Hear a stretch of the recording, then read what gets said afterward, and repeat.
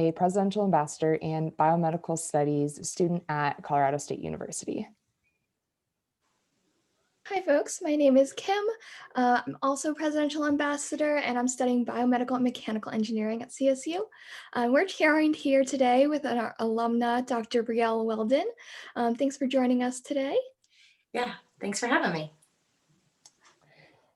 So the Career Connections veterinary session today is the last in a series of live interviews we have been producing with our alumni and friends of the university in a variety of fields. We hope our students and alumni are able to use these informational interview videos as learning tools when deciding on their desired career path or when learning about a new industry or skill. If you're interested in connecting for further mentorship after today's interview, we will have avenues to do so as well. Brielle, thanks again for joining us. Can you share with our alumni and students about your academic journey and then a little bit about your pathway to where you are now? Sure. So I actually grew up in a veterinary hospital. I'm from Oklahoma originally, and my dad was a small animal vet. And so it was kind of all I knew as a kid. And I did all of the behind the scenes stuff at his hospital, like cleaning kennels, grooming, receptionist, everything. And it wasn't that I felt like it was expected of me to go to vet school, but it was just so much a part of my life. That's just sort of the path that I decided, okay, this is what I want to do. And in looking back at my time at my dad's hospital, I think what was really a standout experience for me wasn't like the medicine part. It was really understanding that if you want to be a vet in a practice, whether it's specialty or just a general practice, it's really about people. I mean, we all love animals, but this is such a business where you have to be able to communicate with people and you have to like people. You have to earn their trust, and you have to be able to really listen. So my dad's practice was a very, very busy, high volume, low cost practice. And he worked 7 days a week, probably 15 hours a day for my entire childhood. And when he was ready to retire, I had finished vet school. So I did my undergrad at Oklahoma State, came out to CSU for the Plan B master's program, and actually switched over to Plan A and did a thesis. I got interested in research and then went on to vet school. And when he retired, he said, "Do you want the practice?" And I said no, partly because I didn't want to move back to Oklahoma, but I also really wanted to make my own way. And so after graduation, we moved to California for my first job. And the way that I got my first job, I think is kind of important to share, because I did look at jobs that were posted, but really what I did was I looked at where do we want to live? And I just started looking at practices in certain parts of the country, different states that we wanted to live in. And then I tried to do a little research on the practices and get a feel for what was kind of the culture and the philosophy of the practice, and did it feel like it would be a good fit for me. And so I applied to a couple of different practices. And when I say apply, I sent a cover letter and a resume. And I basically said, I know that you're not actively advertising, but I will be graduating soon and looking to relocate. And if you're looking to bring on, a new grad, let me know. And I had a couple of people reach out to me and ended up taking a job in Lake Tahoe. So beautiful kind of mountain resort area. And that was great. I had a great mentor. And so in looking for jobs, for me, that was really important. I knew that I needed a lot of support when I got out of vet school. I had some friends and classmates that they already had practices they were ready to buy into and take ownership of. And I knew that I was not ready for that responsibility. I didn't want that responsibility. For me, again, personally, it was really important that I had somebody that was there to help me and guide me as I kind of moved into the career. And that's what I had. She was a phenomenal mentor. I learned a lot about medicine and business. And then we kind of reached our sort of moment with my now husband, we weren't married at that point yet, but reached a point where we said, okay, we're kind of ready for the next step in life, and what can we do after this experience? And so for Chase, who a lot of you probably know, he works at the Career Center, finding jobs in a mountain town was hard. And so we decided to come back to Fort Collins. And I worked at a couple of different hospitals, again, small animal hospitals. Again, different experiences, great support with different staff and bosses. And then there was this new transition in our life where we were ready to start a family, and I was getting burnt out on private practice. The emotional compassion fatigue, it's absolutely a real thing. And I knew I couldn't continue working in this dynamic for the rest of my career that way. I knew I needed to change.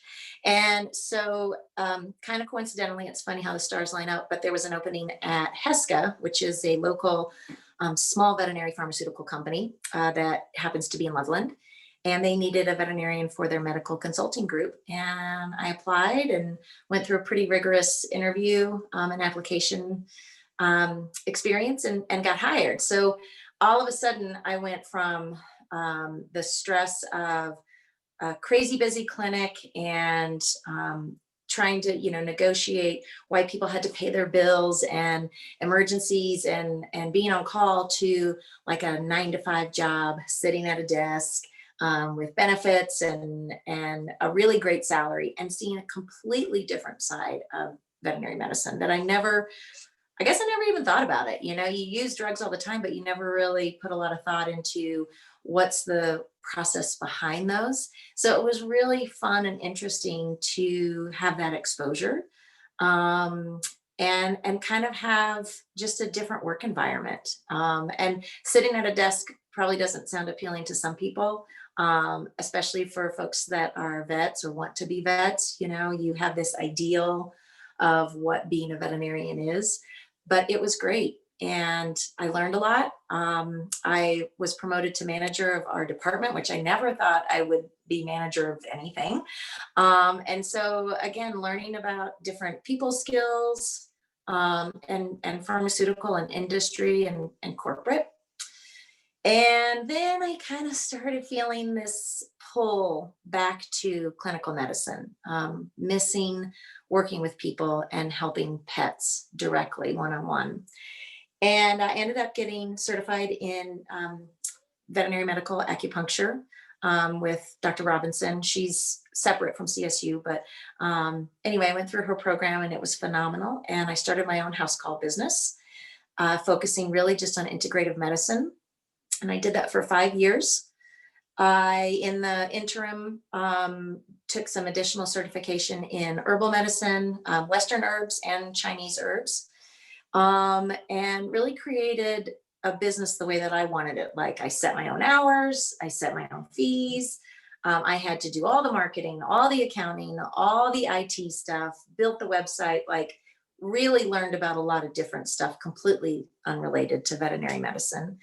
And I loved it. I connected with people on a really personal level, even more so than working in a clinic, because I would go into people's homes.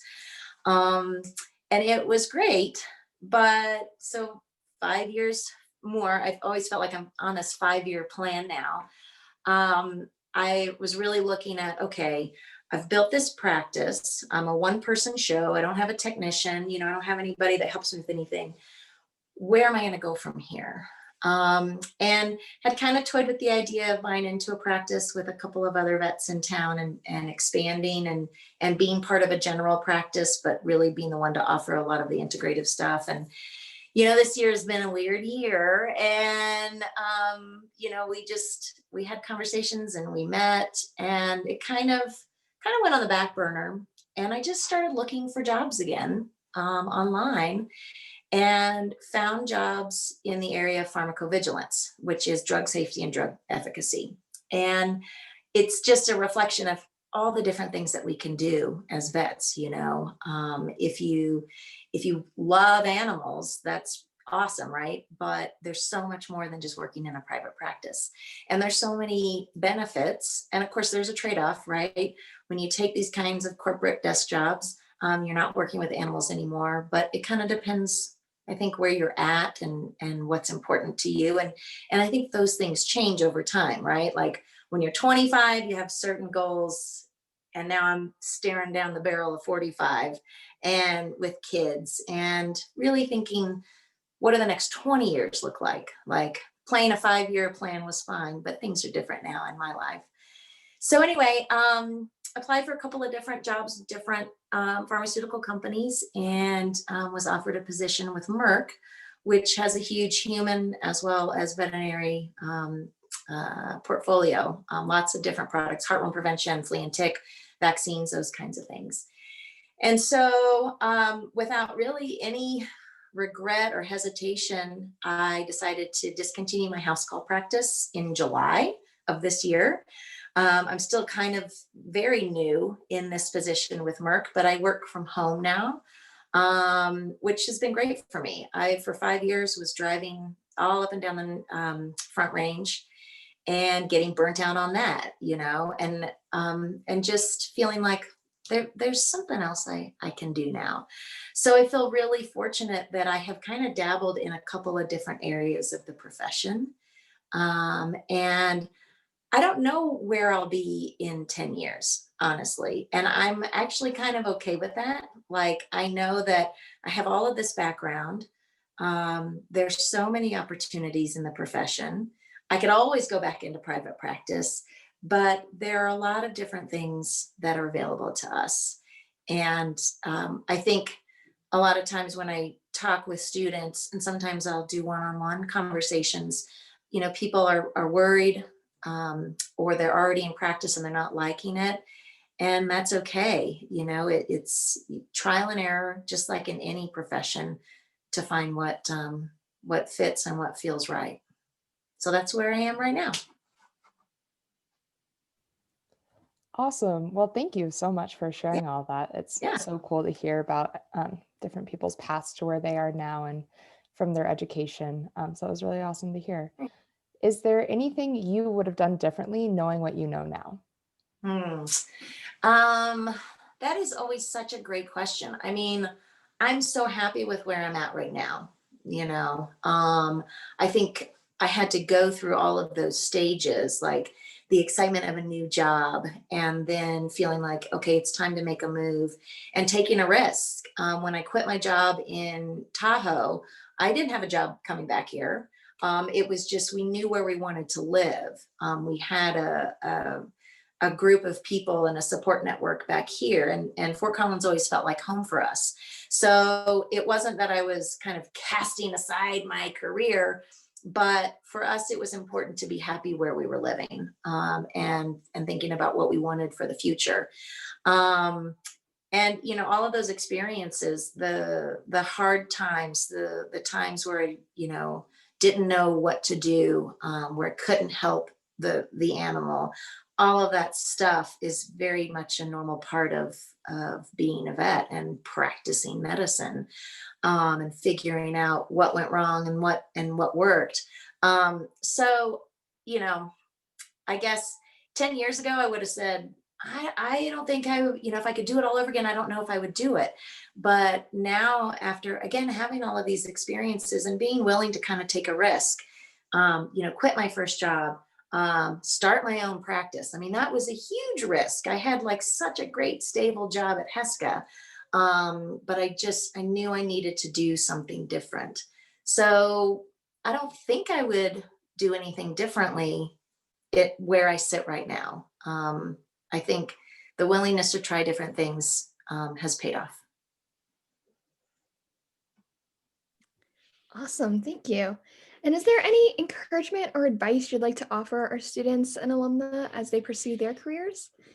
Totally. I mean, I think, like I said, it's really easy to get bogged down with the compassion fatigue if you go into private practice. So number one, we got to take care of ourselves, right? And I feel like more and more practices and hospital owners or being mindful of that and trying to encourage people to take care of themselves mentally and physically. But I would say, again, be willing to try different stuff. Be willing to do an externship or an internship in something that you wouldn't normally have considered. I think when it comes to just getting into vet school, having different things on your resume, and it's the same thing for applying for a job. You know, everybody has the same classes, and we've all worked in hospitals. But what makes you stand out? You know, did you spend a summer traveling? Not this summer, but you know, have you traveled? Have you volunteered in a homeless shelter? Like, what have you done that has nothing to do with veterinary medicine? And how has that shaped your opinion about life and an opinion about yourself? And how does that make you, or how would that make you an ideal student or an ideal associate vet? So I think just trying different things, getting outside of the box of veterinary medicine, and cutting yourself some slack for sure. Don't get caught up on grades and not doing great. The joke always for my class, and I'm sure for every other class, was, what do you call the person who graduated last in their class? Doctor. Doesn't matter what your grades are. So don't beat yourself up over grades for sure. Awesome. Well, thank you very much for that as well. We have a handful of questions that folks attending today were curious about. And while we dive in here, we also invite any additional questions in the chat.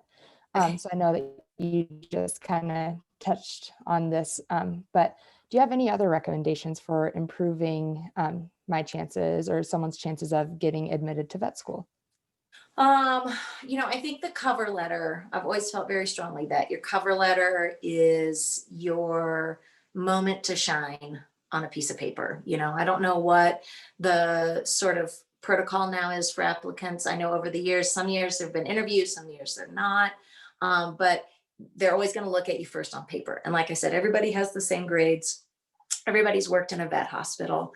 Do something different. Don't, you know, and I think not only for the sake of showing a diverse background, but for just getting some different life experience, you know, seeing what else is out there. You might find that there's something else that's more interesting, or, you know, a similar type of class. Like for me, when I came out here for the Plan B master's program, I was like, okay, I know I don't have the undergrad grades to get into vet school. What can I do to build myself up, right? And so I stumbled across the Plan B master's program, and I applied too late to get in for the fall semester. And at the end of the fall, they said, we had somebody drop. Do you want to start in the spring? And it's still 2 semesters. And I was like, sure, that's great. So I moved out here at the end of December. And started in the spring semester. And that at that time was when everybody was getting their acceptance and denial letters for vet school. And I saw a lot of people in my program get denial letters. And it rattled me because I had this false notion that by doing this program, I was a shoo-in for vet school, right? And I got a little worried because there were a lot of people that were way smarter than I was. And I said, okay, what do I need to do differently here? And I had taken as an elective reproductive physiology class, and I loved it. Like I could wrap my head around it. And I had a great professor, Jim Graham. He's still there, I think. And I approached him one day and I said, hey, I think I would like to do a research project and do a Plan A master's. Do you need a research assistant? And he said, as a matter of fact, I do have a couple of projects that just got approved for funding. And so we did the paperwork. I got tuition paid for. I got a monthly stipend. It did tack on, you know, an extra year and a half of my graduate work, but I loved it. And I applied to vet school the following year, didn't get in. But I wasn't super bummed about it because I still had this program to finish up. He had other projects for me. And I said to myself, if I don't get into vet school, I think I might just stay on and do a PhD in repro. And so that was for me very eye-opening. Like, I never thought I would like research, but I found the right subject for me. And again, for me, always had a great mentor. So I would have been just as happy, honestly, to have moved towards a PhD instead. Um, Applied the second time. And I guess that's another thing, maybe piece of advice. Networking is huge. I mean, the statement, it's who you know, is so true. Every job except one that I've gotten in my professional career, I have had somebody who I knew who worked for the company or worked for the practice. I mean, I got hired at a hospital in Arvada. The owner called me one morning and said, "Hi, I understand you're looking for a job, and Dr. Towsley is here saying great things about you. We have an opening. Do you want the job?" And I was like, "I haven't even met you." It so much is about who you know and networking and creating connections. So anyway, I think a definite feather in my cap into getting into vet school on my second application was having a research on my resume, but having somebody like Dr. Graham write a reference for me. So it was kind of a double win for me to have made that move. Awesome. Thank you for sharing such an interesting perspective and journey.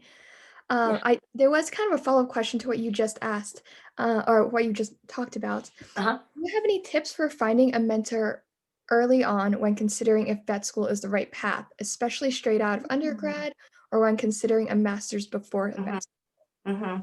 I guess I would say, and it's going to be hit or miss, but if there was a professor that you really liked, maybe one that you didn't like, but that challenged you, you know what I mean? But a subject that you really enjoyed, reach out and see if they need a lab assistant, even if it's only for a summer. Or, can I come in and shadow you? So much of making those connections is showing interest and willingness to just come and learn. I know it's always a bonus when we can get paid. So that may drive things for some people.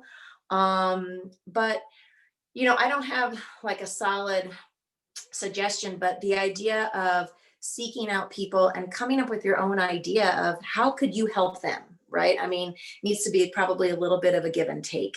What can you do in somebody else's lab? Or if you like writing, finding somebody that maybe needs somebody to edit grant proposals. Or, again, it's about thinking outside the box and being creative and drawing on what your strengths are, even if they have nothing to do with veterinary medicine. So maybe you started as a journalism major in undergrad and shifted gears towards animal medicine. How can that kind of feed into, building relationships and networking with people?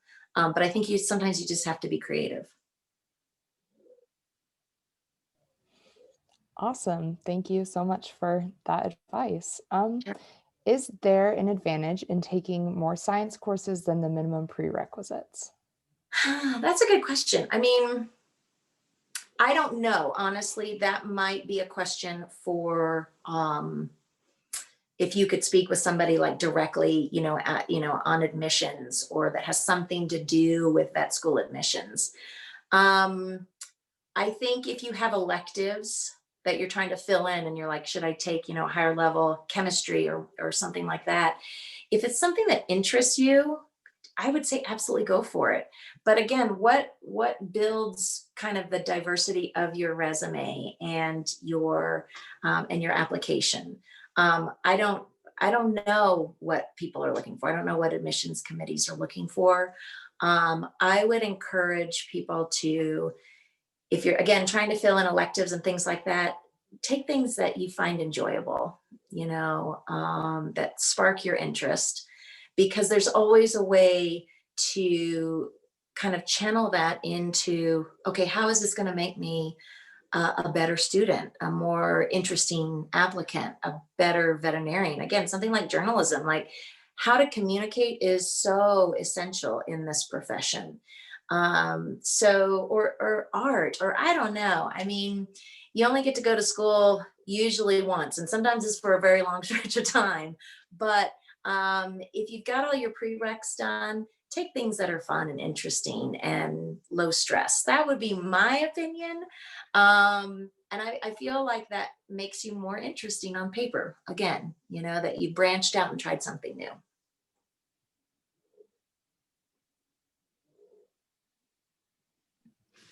Awesome, thank you. And then last question from our folks at the Pre-Vet Club. Do you think it's better to apply to schools in the area that you want to live or look at moving after vet school? That's a good question. I mean, I think a lot of that probably boils down to finances. Um, I think being happy where you live is important, very important. But I also think vet school is a small snapshot in time. Um, I think a lot of people want to throw their hats into as many rings as possible to increase their chances of acceptance. And I think that's totally fine. As long as when you do that, you are acknowledging that you are saying, I'm willing to make a move and I have the financial resources to make that move. Vet school is so expensive. This is not a new topic. If moving, from the East Coast to the West Coast is going to set you in debt further by $5,000 or whatever, I guess the question is, does that make sense? So that's probably where I would consider finances, honestly. Taking your first job, even. I mean, your first job is only your first job, right? Like you don't have to, in your mind, say, this is the job that I'm going to have for 20 years. That doesn't happen anymore, really. And so if you're just looking for experience, and again, you have certain things that are important to you, maybe it's not where you live, maybe it's the hours or the other forms of compensation, like they pay for your license or your CE or your health insurance, but you're going to live somewhere that you don't really want to live. Can you do it for a year? I mean, we can pretty much do anything for a year, right? Vet school's 4 years, same thing. So I don't know. I guess I would hinge that on if it makes sense financially. And if it does, great. Shoot for the moon and apply all over the place. Awesome. Thank you for that advice. Sure. Before we wrap up, I would love to invite just one more round of questions Sure. from anyone that is attending. And while we wait to field those, I personally would love to know what was your favorite memory as a CSU student. Oh my gosh. Well, this is probably painful right now, but I would say going to football games at Hughes Stadium. Like the stadium on campus is gorgeous, but there was something about being at the foothills in that setting that was just awesome. And it was something that, just reflected what Colorado is, being, at the foothills and outside. So that's not really a school, particular thing, but I loved that. I loved that part of college, the really being part of a sports event and, cheering on the Rams. Absolutely. That's definitely something we've all been sorely missing I know. these times. I think our last question is, do you have any tips on how to decide which types of jobs to pursue after vet school? Mhm. You have lots of great experiences that I hadn't even thought of. Well, so I'll tell you this. When I first graduated, I had a very good friend that worked at HESCA, and she said, Brielle, she worked in HR. And she knew all the higher ups and she was very well liked. And so when I first graduated, she said, we have an opening for a vet. I can get you in, you'd be a shoe-in. And I was like, well, I don't know. I mean, I haven't been in practice. Like I need to, I think, go practice and be like a regular vet, and I'm so glad that I did, because you're brimming with all of this information, to like overflowing. And so again, for me, I needed to go be in a regular practice and really apply my knowledge to real life. Vet school's great. It's not real life. You know, you have your intern and your resident, and you have all the bells and whistles. And that's not what reality usually is in a private practice. And so for me, I needed to go be a vet, a practicing vet in a clinic. And I think it made me more appealing, honestly, for that job at Heska, that I had clinical experience that I could bring back to their department so that I could problem solve. Even though I was doing things over the phone, I was doing things very differently. I could still speak to people on the phone because we usually just worked with clinics around the country. So we didn't troubleshoot any problems directly with pet owners. But I was able to say, and I'm still able to say now with my job at Merck, I do this quite often now, is I'm going to take off my corporate hat and I'm going to speak to you vet to vet. And here's what I would do if I was seeing this patient, or patient died. You know, this sucks. You know, I know what you're feeling. So I think unless you're certain you want to go into something like research and never have your hand in clinical medicine, I would encourage everybody, at least for the first year, as sometimes daunting, again, speaking just from my own experience, that seems to be, you just got to throw yourself into it. You know, you're getting such a great education. It doesn't matter what vet school you go to. And even if you don't go to vet school, anything in the sciences, go do something that's hands-on, that's applying what you've learned. And just remember, it's not going to be your forever job if you don't want it to be. There's so many avenues to explore. You just have to be willing to try something different. I think we have one more question, unless if there are any more. And do you have any tips for getting experience during COVID and the pandemic? Oh, God, just that's because, yeah. a really good question. If you're talking about just experience working at vet hospitals, I feel like the veterinary profession, as far as private practices, has boomed because of COVID. And I know that sounds weird, but I think people are at home. They're paying more attention to their animals. You know, it's not, I leave you at 8 and I see you at 5. They're with them all day long, and they're really starting to recognize little nuances, little subtleties, and just kind of keying in on different things that are pointing to illness or pain or problems. So I think private practices are very busy right now. I don't know. It would just depend on the practice, on what their feeling is about having somebody come in to shadow. I think if you had the flexibility of actually trying to get a job, even a part-time job, if you're a certified tech or a vet assistant, which is basically a tech who's not certified, this might be an interesting time to look, honestly, because I think, like I said, clinics are very busy. And this might be a good time to start kind of putting feelers out for, you know, can I come in and shadow? Or, you know, do you have a job opening?